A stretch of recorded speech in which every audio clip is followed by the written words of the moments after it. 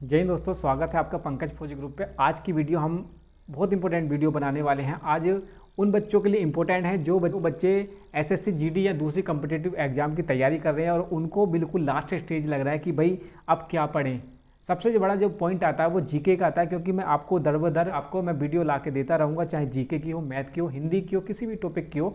मैं आपको जैसे जैसे मेरे पास कमेंट्स आते रहेंगे मैं आपको वीडियो प्रोवाइड कराता रहूँगा। तो बच्चों की बहुत ज़्यादा परेशानी आ रही थी कि सर ल्यूसेंट में, जी हाँ, ल्यूसेंट में बहुत ज़्यादा परेशानी आ रही थी कि बहुत ज़्यादा लंबा चौड़ा उसमें इतिहास पड़ा हुआ है, कहाँ तक पढ़ें उसको। ल्यूसेंट की हम जीके की बात करने वाले हैं इस टॉपिक में, पूरे में हम जीके की बात करेंगे। और मैं आपको बेस्ट जो ल्यूसेंट में आपको दिया हुआ है, ल्यूसेंट में जो आपको मोस्ट इंपॉर्टेंट पॉइंट बनते हैं, क्योंकि बच्चा कहाँ तक पढ़ता रहेगा, क्योंकि हमने दिए हैं, हमें पता है कहाँ से कैसे एग्जाम आता है। तो मैं इसमें आपको बेस्ट इंपॉर्टेंट जो आपको इंपॉर्टेंट होने वाले हैं किसी भी एग्जाम को लेकर, वो सारे क्वेश्चन मैं यहाँ पे आपको कराने वाला हूँ। पॉइंट टू पॉइंट मैं आपको बताऊँगा। रटने की ज़रूरत नहीं है, आप पेन और अपनी कॉपी लेकर बैठ जाइएगा, पॉइंट टू पॉइंट नोट कर लीजिए। ज़्यादा मैं नोट नहीं कराऊंगा और ये मैं आपका वादा करता हूँ कि जो मैं बताऊँगा एक्यूरेट बताऊँगा और वो आपको फ्यूचर में काम आने वाला है, बिल्कुल काम आएगा, नो डाउट, इसमें कोई भी संदेह मत रखना। देखिए जो भी हम होगा ल्यूसेंट को अब ऐसे पढ़ेंगे कि बिल्कुल हमें रटने की ज़रूरत नहीं है, point two point important point मैं बताऊंगा। तो आपका टाइम ख़राब ना करते हुए चलिए बढ़ते हैं वीडियो की तरफ। और आपको मैं स्टार्टिंग से जो भी होगा बिल्कुल क्लियर कर दूंगा कि आपको, जिससे कि कोई भी परेशानी इन फ्यूचर ना आए, आपको टाइम ख़राब ना हो। तो सबसे पहले देखिए हम चलते हैं प्राचीन भारत की तरफ। तो स्टार्टिंग में हम देखेंगे कि प्राचीन भारत में क्या था और कैसे था, आपको बिल्कुल मज़ा आने वाला है। तो प्राचीन भारत के बारे में हम जान लेते हैं। हेडिंग डाल लेते हैं प्राचीन भारत। आप पेन और कॉपी लेकर बैठ जाइए। प्राचीन भारत में सबसे पहले जो हम बात करेंगे सिक्कों की बात करेंगे। देखिए सिक्के हम पढ़ने वाले हैं, तो सिक्कों के बारे में हम बात करने वाले हैं कि सिक्के कहाँ से आए, क्या हुआ। आप 2-4 मिनट मेरी वीडियो के साथ जुड़िए, आपको पता चल जाएगा कि हम किस तरह से पढ़ने वाले हैं। सारा को सारा ल्यूसेंट से लिया गया है, बहुत अच्छे से मैं आपको समझाने वाला हूँ। तो देखिए जो सिक्के होते हैं, सिक्के के अध्ययन को क्या कहा जाता है, मुद्रा शास्त्र कहा जाता है। ये मुद्रा शास्त्र हो जाएगा। जो सिक्कों का अध्ययन होता है उसको मुद्रा शास्त्र कहते हैं। और सबसे प्राचीनतम जो सिक्के होते हैं वो किसके थे, वो पंच मार्क के, जी हाँ, पंच मार्क के ये सिक्के थे। उसके बाद अगर आगे बढ़े, देखिए बिल्कुल जो सिक्के होते हैं वो अधिकतर चांदी के बने होते थे। उसके बाद आगे बढ़े तो प्रथम सोने तथा लेग वाले जो सिक्के थे वो इंडो ग्रीक ने चलाए थे। जो पहले सिक्के थे, यहाँ से क्या पॉइंट बनेगा कि प्रथम जो सिक्के थे वो किसने चलाए, जो पहले जो सिक्के थे किसने चलाए थे, आपको पता होगा। देखिए इंडो ग्रीन या हिंद यवन शासकों ने आपको ये पहले सोने के सिक्के चलाए थे। आपको पता चल गया कि पहले सिक्के किसने चलाए थे, तो यवन शासकों ने चलाए थे। और सबसे शुद्ध, अगर वो पूछे कि सबसे शुद्ध सिक्के किसने चलाए थे, तो वो चलाए थे कनिष्ठ ने। तो यहाँ से 2 पॉइंट बने हैं कि आपको सबसे पहले सोने के सिक्के किसने चलाए, तो यवन शासकों ने चलाए थे। और सबसे ज़्यादा शुद्ध सोने के सिक्के किसने चलाए थे, कनिष्ठ शासकों ने चलाए थे। उसके बाद अगर पूछे कि सबसे ज़्यादा सोने के सिक्के किसने चलाए थे, अगर सबसे ज़्यादा पूछ ले तो सबसे ज़्यादा किसने चलाए थे, ये गुप्त शासकों ने चलाए थे। ये किसने चलाए थे, गुप्त शासकों ने। तो यहाँ से 3 बन गए। अब आपके सबसे ज़्यादा किसने चलाए थे, सबसे ज़्यादा चलाए थे गुप्त शासकों ने। सबसे प्योर जो सोने के सिक्के थे वो किसने चलाए थे, कनिष्ठ ने। और सबसे स्टार्टिंग में किसने चलाया था, यवन शासकों ने चलाए थे। अगर हम आगे बढ़ें तो आगे हम पाएंगे कि देखिए दिल्ली सल्तनत में इल्तुतमिश ने चांदी का टके नाम से चलाया था। मैं आपको सिक्के से रिलेटेड सारे बता दूंगा कि जो आप आगे चल के कन्फ्यूज ना हो जाएं। तो इल्तुतमिश ने क्या चलाया था, चांदी का टका। चांदी का टका ये किसने चलाया था, ये इल्तुतमिश ने चलाया था दिल्ली सल्तनत में। अगर हम आगे बढ़ें और तांबे का क्या चलाया था, तांबे का जीतल चलाया था। चांदी का टका और तांबे का जीतल, ये 2 चलाए थे इल्तुतमिश ने। अगर इसके और आगे चले, शेर शाह सूरी ने चांदी का रुपया चलाया था और तांबे का दाम चलाया था। ये सिक्के से रिलेटेड है, आपको ये देखना ही पड़ेगा। अच्छे क्वेश्चन मैं इसमें नोट करा दूंगा। तो सिक्के से रिलेटेड यही आता है कि एक से पूछ लेगा आपको सबसे स्टार्टिंग में किसने चलाए थे, तो यवन शासकों ने चलाए थे। दूसरा पूछेगा सबसे शुद्ध सोने के सिक्के किसने चलाए थे, कनिष्ठ शासकों ने। उसके बाद सबसे ज़्यादा किसने चलाए थे, गुप्त शासकों ने। अगर हम बात करें कि दिल्ली सल्तनत में इल्तुतमिश ने कौन से चलाए थे, तो देखिए उसने चलाया था आपका चांदी का टका और तांबे का जीतल, ये चलाया था इल्तुतमिश ने। अगर यही बात करें शेर शाह सूरी ने, तांबे का दाम चलाया था। और अकबर ने इलाही नाम के, जी हाँ अकबर था, अकबर ने इलाही नाम के क्या चलाए थे, इलाही नाम के सिक्के चलाए थे। हम बात करें अब हड़प्पा सभ्यता की, हम आ गए कहाँ पे, अब हड़प्पा सभ्यता पर। हड़प्पा सभ्यता या आपकी हो जाती है सिंधु सभ्यता। यहाँ से भी क्वेश्चन बनने बहुत ज़्यादा बनते हैं, तो यहाँ पे क्या क्या क्वेश्चन बनते हैं। और ये सभ्यता जो थी आपकी 2500 ईस्वी से लेकर 1750 ईस्वी तक ये चली थी आपकी। और इसकी हड़प्पा सभ्यता की खोज किसने की थी, ये खोज की थी आपकी,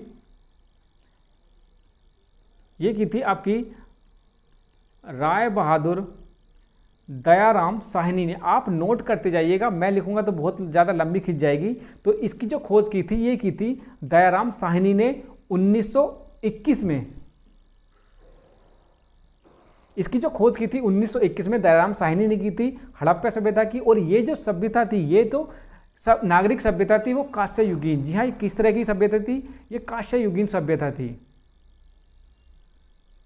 कांस्य युगीन सभ्यता थी। कभी भी पूछता है ये कि किस तरह की सभ्यता थी हड़प्पा सभ्यता, तो आप बताएंगे कि ये कांस्य युगीन सभ्यता थी। और ये अपनी टाउन प्लानिंग के लिए जाना जाता था। देखिए नगर योजना के लिए हड़प्पा सभ्यता जाना जाता था। अगर उसके आगे चलें तो इसमें राजनीतिक व्यवस्था थी और सामाजिक व्यवस्थाएं थी, जिसमें आ जाएगी आर्थिक व्यवस्था में। अगर देखा जाए तो इसमें जो मुख्य पेशा था, वो मुख्य पेशा जो था वो कृषि था, लेकिन इसमें व्यापार भी होता था। जो हड़प्पा सभ्यता थी इसमें आपका मुख्य पेशा कृषि था, लेकिन इसके साथ साथ व्यापार भी होता था। अगर इसके आगे चलें, गेहूं जो कपास की खेती भी यहाँ पे देखने को मिलती थी। उसके बाद यहाँ पे जो प्रचलन था, वस्तु विनिमय का प्रचलन था। जैसे अभी होता है कि हम पैसे दे देते हैं और सामान खरीद लेते थे, उस टाइम पे ऐसा नहीं था। तो उस टाइम पे क्या था, आपका वस्तु विनिमय का था कि आप एक हाथ देंगे और दूसरे हाथ आप ले लेंगे। तो इस तरह की व्यवस्था थी। उसके बाद आपको अगर मैं बताऊं कि इसके कारण क्या थे, ये क्यों लुप्त हो गई, हड़प्पा सभ्यता क्यों लुप्त हो गई, तो इसका जो सबसे बड़ा कारण था कि बाढ़ का आना, अकाल आदि के पतन का कारण इसका माना जाता है। मतलब उस टाइम पे बाढ़, महामारी या दूसरी तरह की इस तरह की बहुत ज़्यादा घटनाएं घटित हुई थी, जिससे कि ये सभ्यता जो थी बिल्कुल ख़त्म हो गई थी। अगर इसके अब आगे चलें, सभ्यता के महत्वपूर्ण जो पॉइंट थी, नगर थे, उनकी बात करूं तो हड़प्पा सभ्यता कहाँ था। देखिए पाकिस्तान में हड़प्पा सभ्यता थी और ये 1921 तक थी। और इसकी जो रचना की थी या जो खोजकर्ता थे वो कौन थे, दयाराम साहनी थे। और यहाँ पर किस चीज़ की, कपास या क्या मिला था, गेहूँ मिला था। गेहूँ जो R37 और कब्रिस्तान के लिए फेमस था। अगर इसके आगे चलिए मोहनजोदड़ो की बात करें तो ये भी पाकिस्तान में था। और 1922 में, जी हाँ 1922 में इसकी खोज हुई थी और बनर्जी साहब ने इसकी खोज की थी। और यहाँ पे जो मेन इम्पोर्टेंट, मोस्ट इम्पोर्टेंट था आपका स्नानागार, कांस्य बनाने के बर्तन, कांस्य के जो बर्तन थे वो दो इम्पोर्टेंट हो जाते हैं, एक तो स्नानागार और आपका कांस्य के बर्तन, ये दो इम्पोर्टेंट आपके हो जाते हैं। इम्पोर्टेंट है। यहाँ से एक क्वेश्चन बन जाता है कि लोथल वाला, कि लोथल में क्या पाया गया था। तो लोथल में अगर देखा जाए तो यहाँ से आपको सबसे ज़्यादा क्या था, चावल। ये चावल के लिए फेमस था, यहाँ पे चावल सबसे ज़्यादा पाया गया था। इसके बाद आगे चलें तो अब चलते हैं हम वैदिक काल में। देखिए यहाँ से हो गया, अब हम बढ़ते हैं वैदिक काल की तरफ। वैदिक काल, और ये जो काल था ये कब से कब तक था, ये जो वैदिक काल था ये दो में बट गया था। पहले में क्या था आपका ऋग्वैदिक,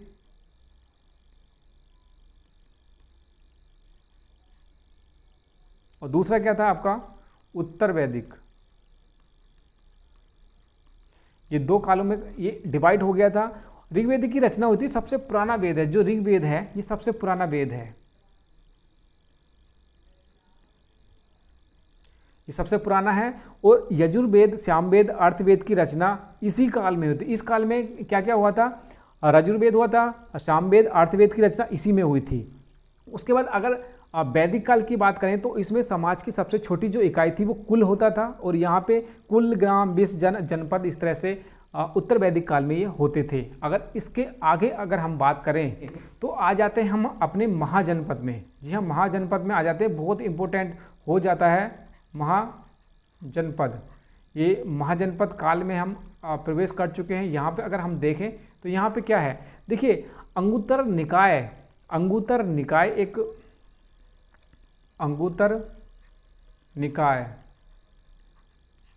अंगुत्तर निकाय एक बौद्ध धर्म से जुड़ी हुई पुस्तक है, ये बहुत इंपॉर्टेंट पुस्तक है, इसको आपको देखना ही पड़ेगा। अंगुत्तर निकाय बौद्ध धर्म से रिलेटेड पुस्तक है और इसमें 16 जनपदों का, जी हाँ, इसमें कितने 16 जनपदों का वर्णन हुआ था, 16 जनपदों का वर्णन हुआ है। उसके बाद मगध सबसे शक्तिशाली राज था। जो 16 जनपद है इसमें आपको मगध जो है वो सबसे शक्तिशाली महाजनपद था, जिसने धीरे धीरे सब जनपदों को जीत लिया और यहीं से मगध साम्राज्य की स्थापना हुई। अगर कोई बोलता है कि मगध साम्राज्य की स्थापना कहाँ से हुई, तो देखिए सबसे ज़्यादा मगध साम्राज्य जो था सबसे शक्तिशाली महाजनपद था और उसने धीरे धीरे दूसरे जनपदों को जीता। 16 जनपद जो थे उनको जीत के उसके बाद मगध साम्राज्य की स्थापना हुई थी। और यहीं से निकलता है क्या आपका बौद्ध धर्म की बात कर लेते हैं। जब चलते हैं बौद्ध धर्म, क्योंकि बहुत इंपॉर्टेंट यहाँ से क्वेश्चन बनते हैं। और इधर आ जाता है आपका जैन धर्म।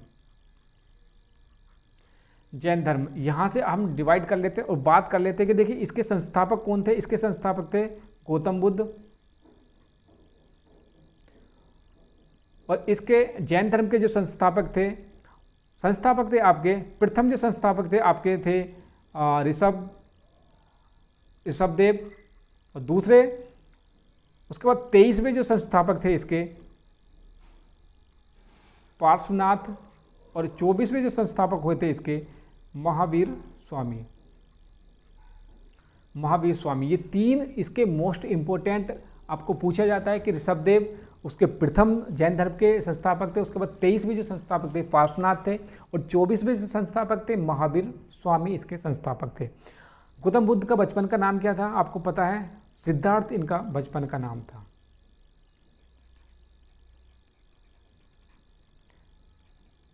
सिद्धार्थ गौतम बुद्ध के बचपन का नाम था, का नाम सिद्धार्थ था। और ये इनको शाक्य मुनि भी कहा जाता था। जो गौतम बुद्ध थे इनको क्या कहा जाता था? शाक्य मुनि भी कहा जाता था। क्योंकि देखिए शाक्य मुनि इसलिए कहा जाता था क्योंकि शाक्य कुल से संबंधित थे, इनको शाक्य कहा जाता,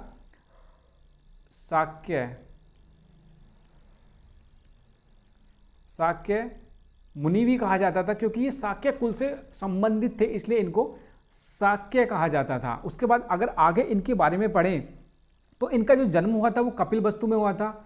बुद्ध का जो जन्म हुआ था कहाँ पे हुआ था? जन्म हुआ था इनका कपिलवस्तु में। कपिलवस्तु में इनका जन्म हुआ था। और जैन बौद्ध धर्म के बारे में ही जान लेते तो कपिलवस्तु में इनका जन्म हुआ था। और इनका जो गांव था कपिलवस्तु के लुम्बिनी, जी हाँ, इनका लुम्बिनी गांव में इनका जन्म हुआ था। और जो मृत्यु हुई थी ये इनका जन्म हो गया। और इनकी जो मृत्यु हुई थी इनकी जो मृत्यु हुई थी कुशीनारा में इनकी मृत्यु हुई थी। तो इनका जो जन्म हुआ था कपिलवस्तु के लुम्बिनी गांव में हुआ था।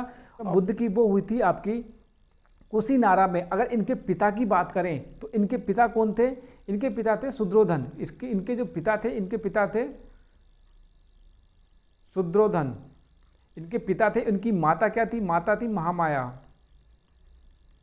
इनकी माता थी महामाया। उसके बाद इनके जो पुत्र थे, पुत्र का नाम था राहुल, गौतम बुद्ध के। और उसके बाद अगर आगे पढ़े इनका जो पालन पोषण किया था उनका क्या था?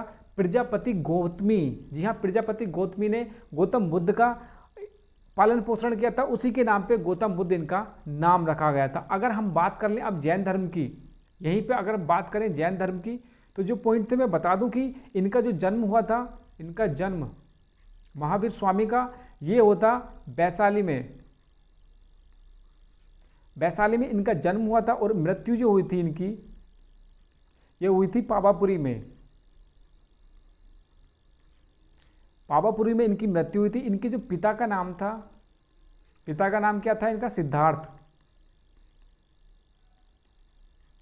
पिता का नाम सिद्धार्थ था। उसके बाद इन्होंने 30 वर्ष की आयु में घर छोड़ दिया था। 30 वर्ष की आयु में घर छोड़ दिया था इन्होंने। उसके बाद इन्होंने जो ज्ञान की प्राप्ति हुई थी ये कहाँ पे हुई थी इनको? ये हुई थी आपकी तजुपालिका नदी के तट पर हुई थी। जो ज्ञान की प्राप्ति हुई थी इनकी तजुपालिका नदी के तट पर, नदी पर ये इनकी ज्ञान की प्राप्ति हुई थी। अगर हम और आगे बढ़ें और जैन धर्म के ही बारे में बात करते चले जाएं, जैन धर्म में दो संप्रदाय बहुत ज़्यादा आ जाते हैं। जैन धर्म में पहला होता है श्वेतांबर और दूसरा क्या होता है आपका दिगंबर। ये दो जो संप्रदाय हैं बहुत ज़्यादा हैं, श्वेतांबर और दिगंबर।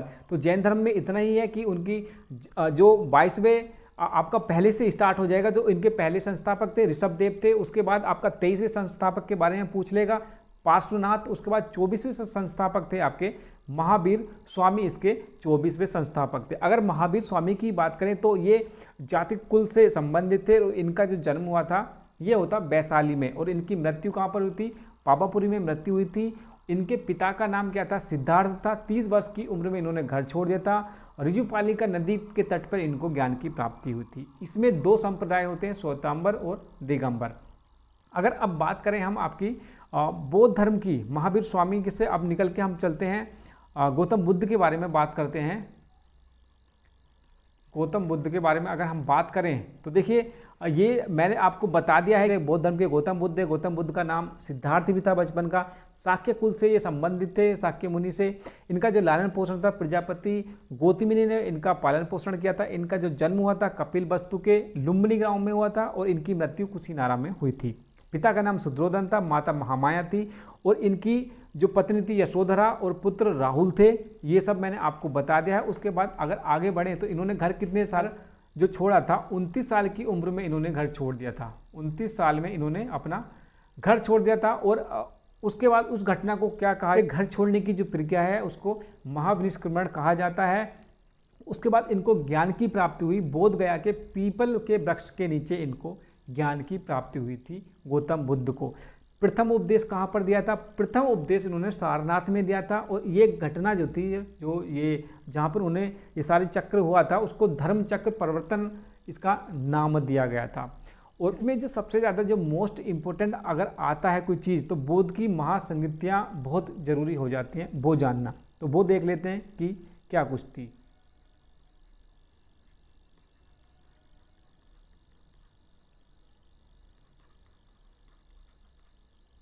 महासंगीतियाँ देख लेते हैं क्या क्या था। तो देखिए पहला जो संगीति हुई थी ये राजगृह में हुई थी। किसने आयोजित की थी, ये आपको इंपॉर्टेंट बता रहा हूं, ये आपको याद करना ही होगा। अजात शत्रु ने। उसके बाद ये पहली हो गई। दूसरी कहाँ पे हुई थी, ये दूसरी हुई थी वैशाली में। और ये किसने किया था, कालाशोक ने। उसके बाद जो तीसरी थी आपकी ये पाटलिपुत्र में हुई थी। और ये किसने किया था, ये अशोक ने। उसके बाद चौथी जो हुई थी, चौथी हुई थी कुंडलवन। और ये किसने किया था, कनिष्ठ ने। तो ये चार जो मैंने आपको महासंगीतियाँ बताई हैं ये मोस्ट इंपॉर्टेंट है, इनको आपको याद करना होगा। यहाँ से क्वेश्चन जरूर बनता है। अगर अंतिम सभा में बौद्ध धर्म दो भागों में बट गया तो जो अगर कोई आपसे पूछे कि कौन सी सभा में ये दो भागों में टूट गया था बौद्ध धर्म, तो आप कुंडलवन कनिष्ठ के समय में ये दो भागों में टूट गया था। पहला था हीनयान और दूसरा था महायान। तो इस तरह से थे। और बुद्ध की सबसे बड़ी जो मूर्ति थी ना बामियान में थी, सबसे बड़ी मूर्ति जो थी बामियान में थी। तो बौद्ध धर्म और जैन धर्म ये इम्पोर्टेंट। मैं बात करूँ यहाँ से आपके क्वेश्चन बहुत ज़्यादा बनने स्टार्ट हो जाते हैं। यहाँ पे क्या है, ये आ गया मगध साम्राज्य।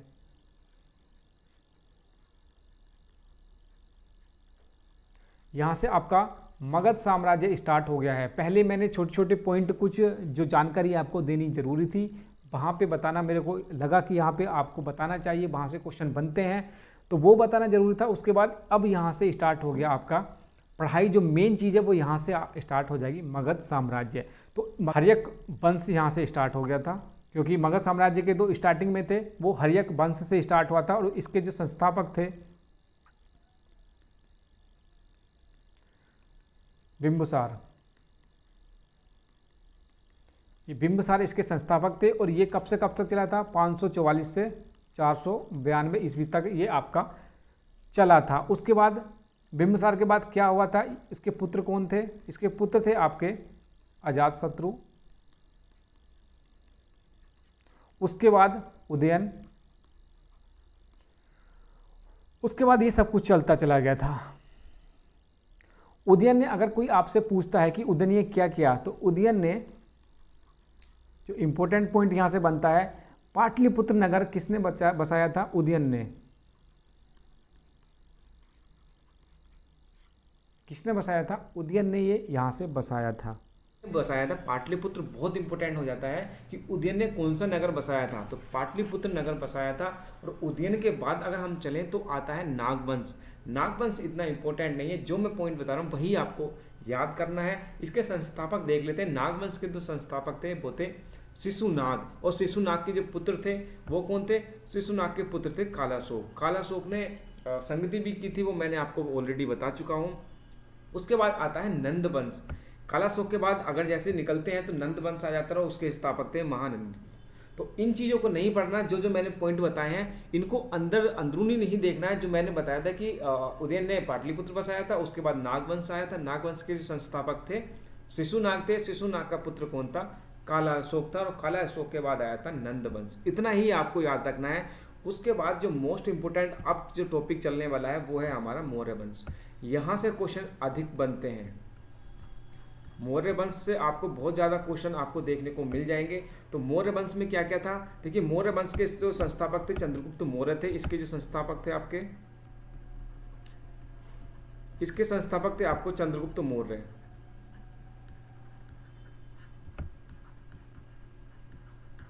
चंद्रगुप्त मौर्य इसके संस्थापक थे। और चंद्रगुप्त मौर्य ने चाणक्य की सहायता से, किसकी सहायता से इन्होंने अपना ये राज्य था ये स्थापित किया था? ये किया था आपको चाणक्य की, ये चाणक्य की सहायता से इन्होंने मौर्य वंश की नींव डाली थी। और चाणक्य को क्या क्या कहा जाता है? चाणक्य को देखिए, आपको कौटिल्य कह सकते हैं,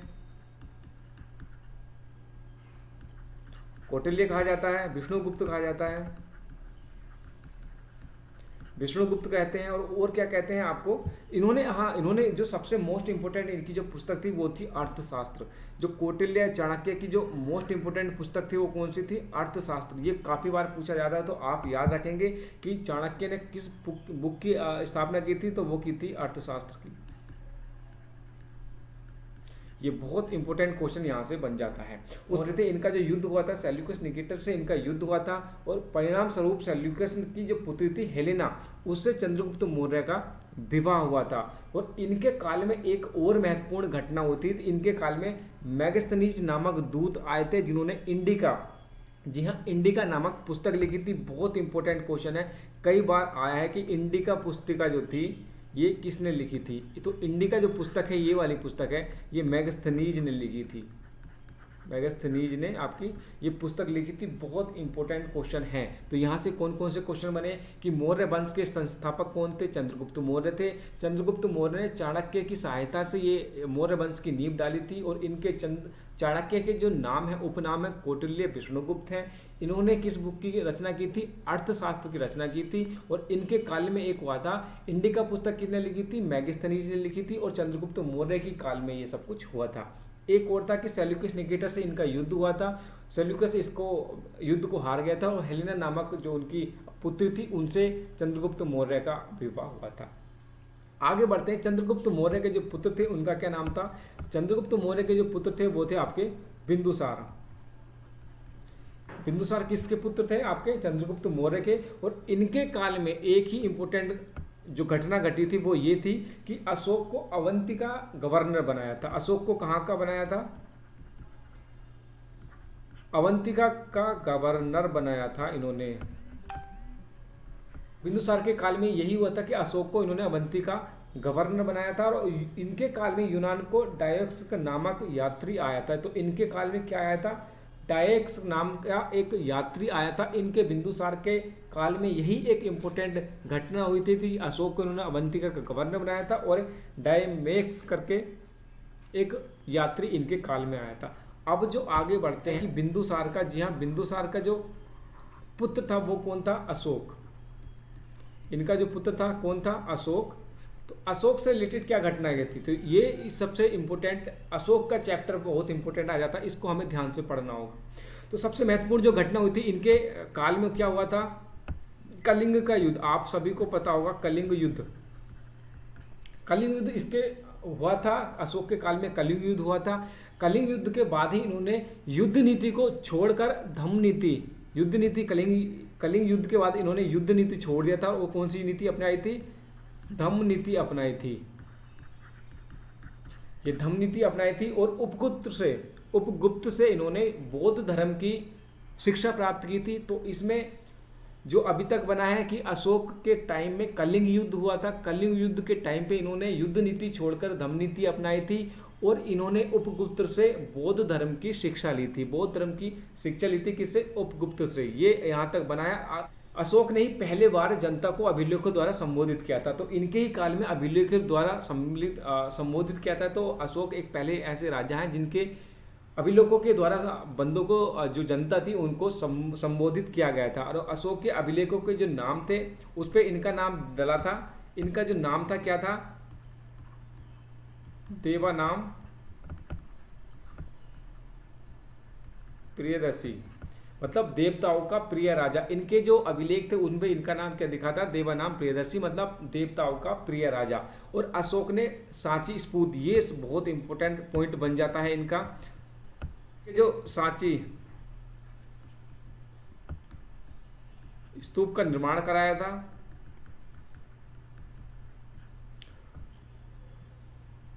तो यहाँ से जो पॉइंट बनता है इनका कि इनका जो सांची स्तूप का इन्होंने निर्माण कराया था और इनके जो पुत्र थे महेंद्र और इनकी जो पुत्री थी संघमित्रा को बौद्ध धर्म के लिए इन्होंने श्रीलंका प्रचार प्रसार के लिए भेजा था। तो क्या था? इनकी जो पुत्र का नाम क्या था? महेंद्र। और इनकी पुत्री का नाम संघमित्रा था। और इन दोनों को इन्होंने श्रीलंका बौद्ध धर्म के प्रचार के लिए भेजा था।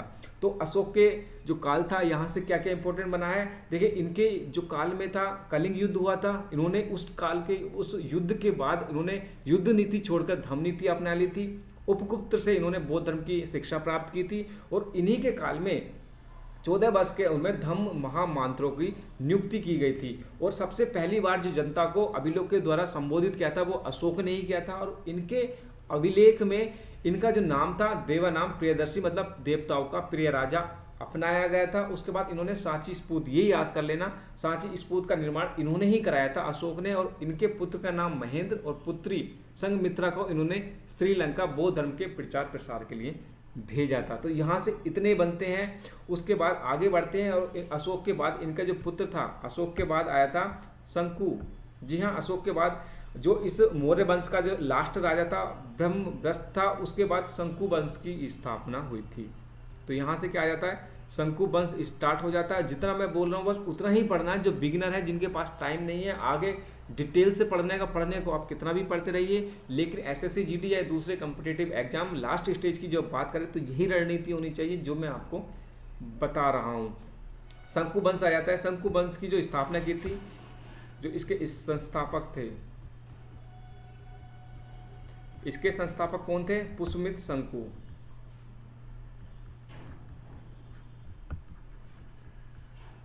पुष्यमित्र शंकु इसके संस्थापक थे। और इसकी जो राजधानी पाटलिपुत्र से विदिशा ले गया, ये जो संस्थापक था पुष्यमित्र शंकु, इसकी राजधानी पाटलिपुत्र से विदिशा ले गया था। उसके बाद यहाँ पे जो इम्पोर्टेंट फैक्ट बनता है कि पतंजलि, जी हाँ, पतंजलि महाभाष्य नामक पुस्तक किसने लिखी थी? तो पतंजलि ने लिखी थी महाभाष्य पुस्तक।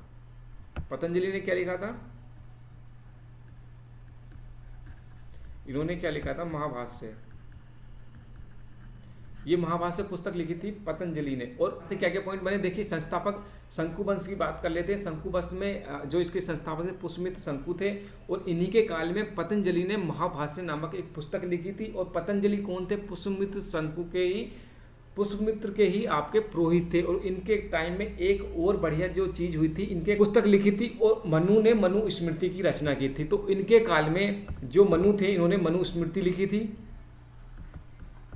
मनु ने क्या किया था? मनु स्मृति इसी के काल में लिखी थी। मनु ने मनु स्मृति लिखी थी। और पाणिनि ने लिखी थी अष्टाध्यायी। अष्टाध्यायी। तो ये यहाँ पे काम बनने वाले हैं कि कौन कौन सी चीजें याद करनी है। तो शंकु वंश की स्थापना पुष्यमित्र शंकु ने की थी। इन्हीं के काल में पतंजलि ने महाभाष्य लिखी थी। और पतंजलि कौन थे? पुरोहित थे किसके? पुष्यमित्र शंकु के, और इन्हीं के काल में मनु ने मनु स्मृति लिखी थी और पाणिनि ने अष्टाध्यायी लिखी थी। तो शंकु वंश से इतना ही आएगा। अगर आगे बढ़े कर्णव वंश, इसके वासुदेव थे। देखिए ये इतना इंपॉर्टेंट नहीं है, मैं बता देता हूँ छोटा छोटा।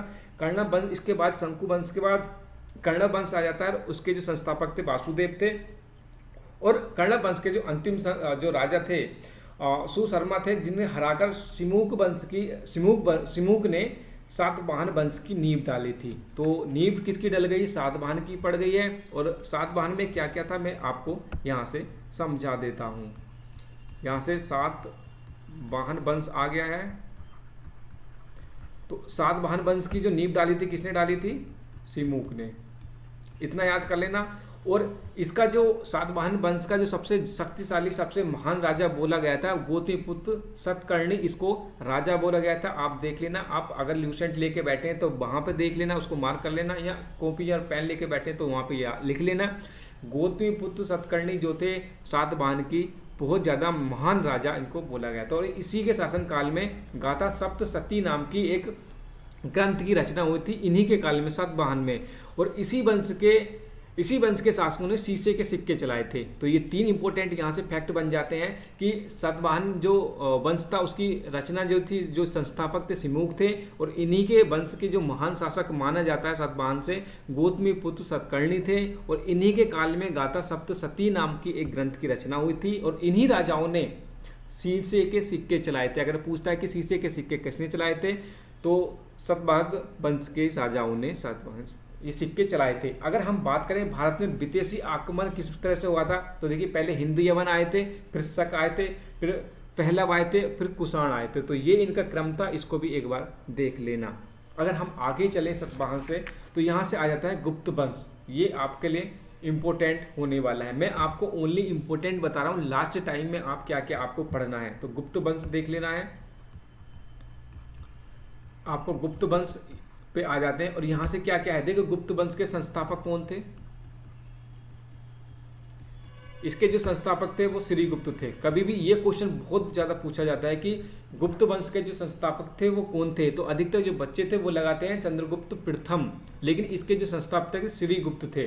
और प्रथम स्वतंत्र शासक कौन थे? इस वंश के जो पहले जो स्वतंत्र शासक थे वो थे आपके चंद्रगुप्त प्रथम। ये आपके स्वतंत्र शासक चंद्रगुप्त प्रथम थे, लेकिन गुप्त वंश की जो संरचना थी जिसने नींव डाली वो थे श्रीगुप्त।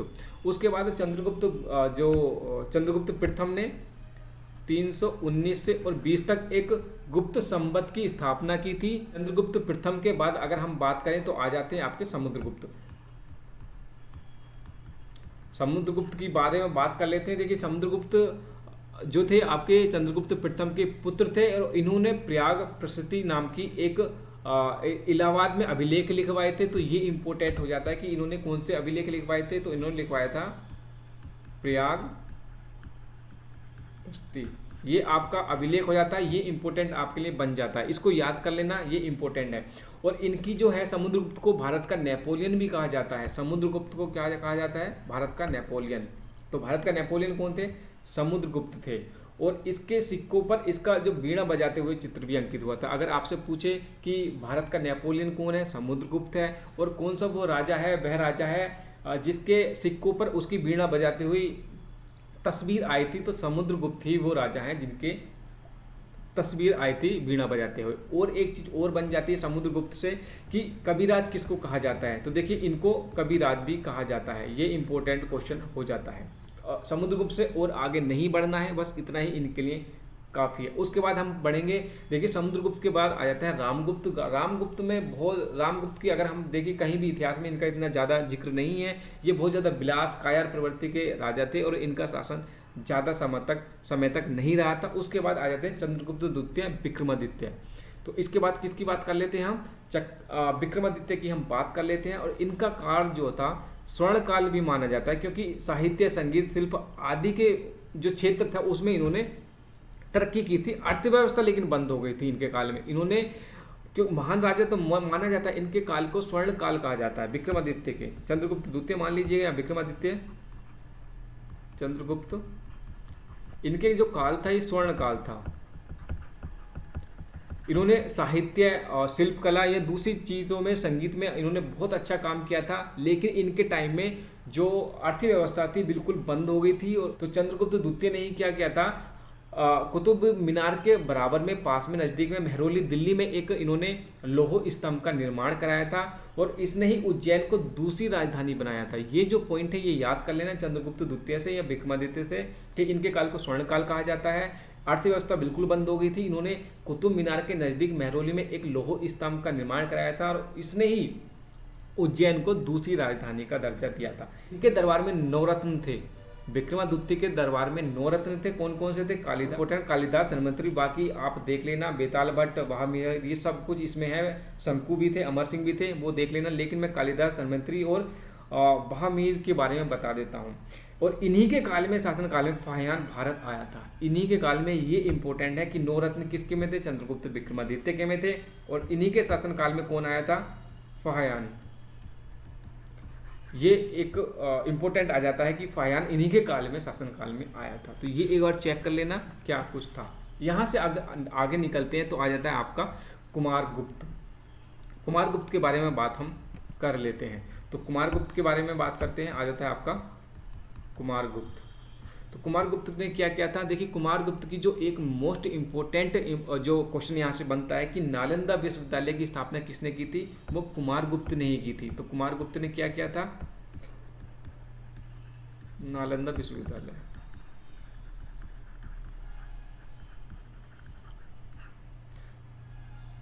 तो नालंदा विश्वविद्यालय की जो रचना थी या स्थापना थी किसने की थी? कुमारगुप्त ने की थी। उसके बाद आ जाता है स्कंदगुप्त। कुमारगुप्त के बाद क्या आता है? स्कंदगुप्त। स्कंदगुप्त के बारे में देख लेते हैं कि क्या कुछ इन्होंने किया था। स्कंदगुप्त में क्या किया था? इनकी उपाधि थी हुणों पर विजय प्राप्त की थी। इन्होंने क्या किया था कि हुणों को इन्होंने जीतने नहीं दिया था। हुणों पे जो विजय प्राप्त की थी वो इन्होंने की थी। और इसने ही, स्कंदगुप्त ने ही सुदर्शन झील का जीर्णोद्धार कराया था। तो यहाँ से इसके बाद इसने देवराज, विक्रमादित्य और विक्रमादित्य की उपाधि दी थी। तो तीन यहाँ से इंपॉर्टेंट फैक्ट बन जाते हैं कि स्कंदगुप्त का क्या था? स्कंदगुप्त ने हुणों पर विजय प्राप्त की थी, इन्होंने सुदर्शन झील का जीर्णोद्धार कराया था और इसने देवराज, विक्रमादित्य और विक्रमादित्य की उपाधि ग्रहण की थी। ये तीन फैक्ट बन जाते हैं यहाँ से। अगर हम बात करें कि मौर्य शासनकाल की क्या उपाधि रही थी, तो देखिए इन्होंने क्या था, गुप्त काल की अगर उपाधि की बात करें तो गुप्त काल में जातीय उपजाति में विभाजित था, मतलब जाति भी थी, उसकी उपजाति हो गई थी, तथा इसी काल में सती प्रथा का उल्लेख भी मिलता है। सती प्रथा कहाँ से हुई थी? गुप्त काल में ही सती प्रथा का उल्लेख मिलता है। अगर आपसे पूछता है कोई कि जाति उपजाति किस काल में हुई थी, तो गुप्त काल में हुई थी और इसी यहीं से आपको सती प्रथा का साक्ष्य मिलता है।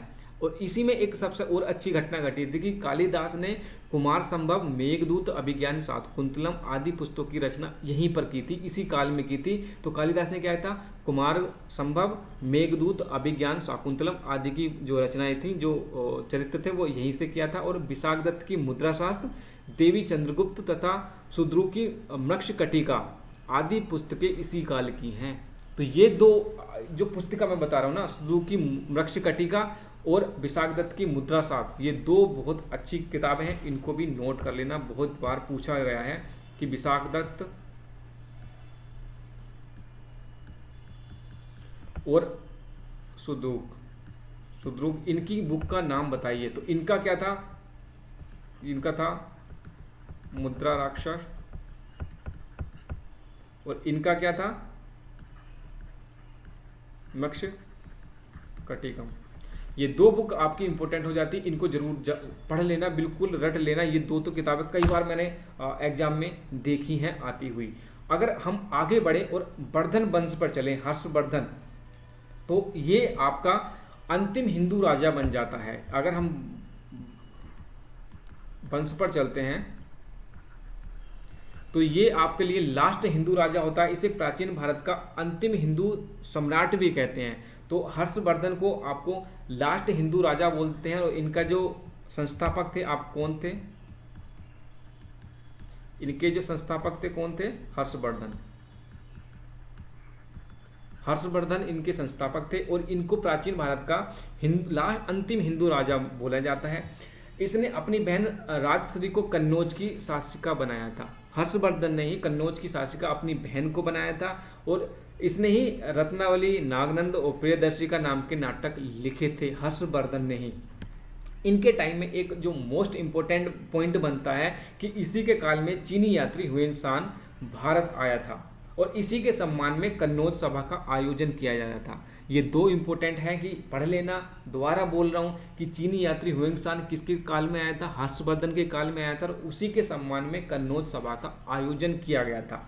हर्षवर्धन ने बौद्ध धर्म को संरक्षण दिया था। देखिए जितने भी राजा थे बौद्ध धर्म को हमारे देश से निकला है, तो यहाँ से बनते हैं कि भाई लास्ट हिंदू सम्राट किसे माना जाता है, तो हर्षवर्धन को माना जाता है। इन्होंने ही राजश्री को कन्नौज की शासिका बनाया था अपनी बहन को और इन्हीं के काल में चीनी यात्री हुएनसांग भारत आया था जिनके सम्मान में कन्नौज सभा का आयोजन किया गया था। और इन्होंने किस धर्म को संरक्षण दिया था, तो इन्होंने दिया था बौद्ध धर्म को संरक्षण। और पुलकेशिन द्वितीय से ये हार गए थे और यहीं से इनका पतन होना स्टार्ट हो गया था। तो उसके बाद क्या आता है, देखिए राजपूतों का युग आ जाता है। हर्षवर्धन अंतिम राजा थे। उसके बाद राजपूतों का थोड़ा सा मैं बता देता हूँ कि राजपूतों का यहाँ से उदय हुआ था और फिर छोटे छोटे कबीलों में बट गए थे और यहाँ से बुंदेलखंड के चंदेल यूपी एमपी के बॉर्डर पे हुआ था।